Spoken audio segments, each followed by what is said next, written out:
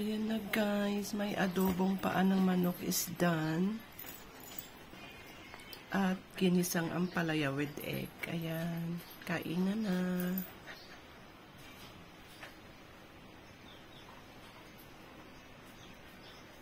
Enjoy watching.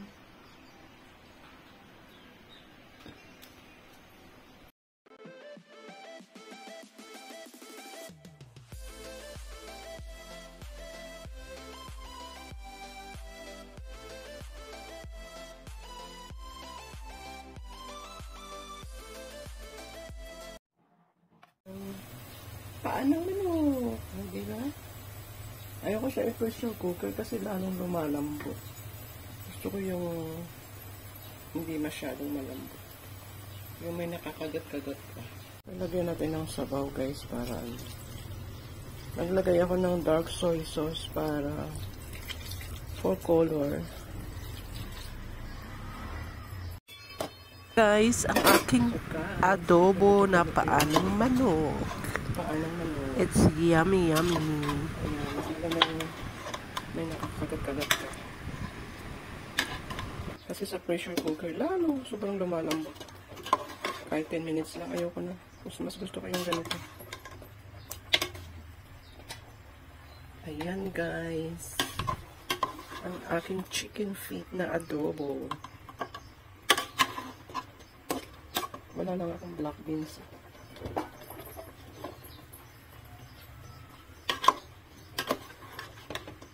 Mga 5 minutes pa, pwede na to. Diba? Ayan.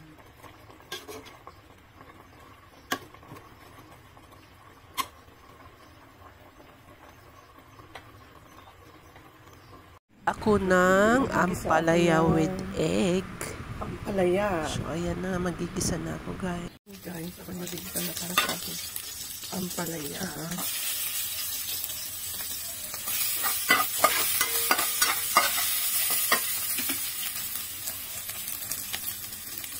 Bawang at sibuyas.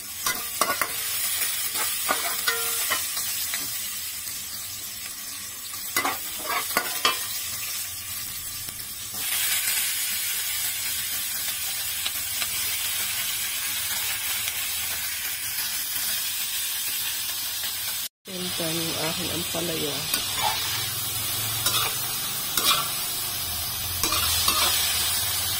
So, akin natitimpla ng asin at paminta. Guys, maglalagay na ako ng egg sa aking ampalaya.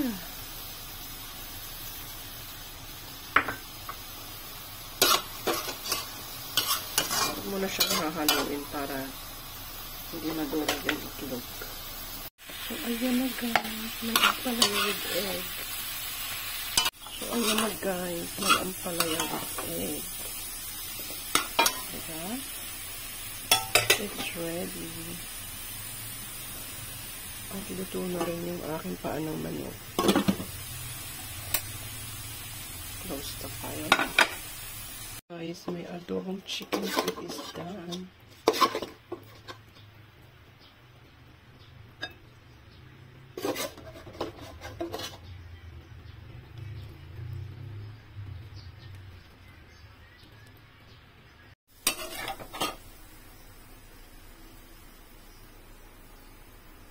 It's done my ampalaya with egg.